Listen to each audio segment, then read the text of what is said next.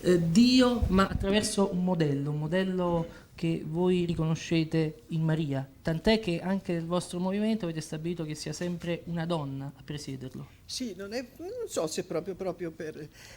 noi Maria la pensiamo proprio come la pensa la Chiesa.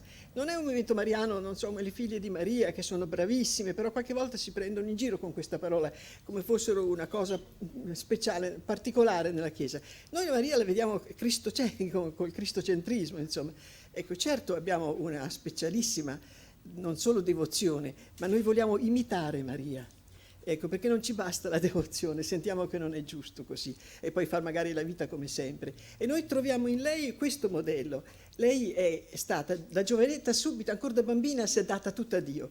Poi ha vissuto come giovanetta, ha vissuto come fidanzata, ha vissuto come sposa, ha vissuto come madre, come vergine, come vedova.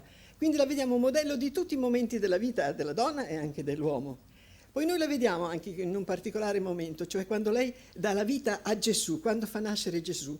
Ora c'è Paolo VI che dice una cosa bellissima, che noi dobbiamo generare anche noi Cristo in mezzo a noi mediante l'amore reciproco, perché c'è quella frase che dice dove 2 o 3 sono uniti nel mio nome, cioè nel mio amore, ivi sono io, è lì.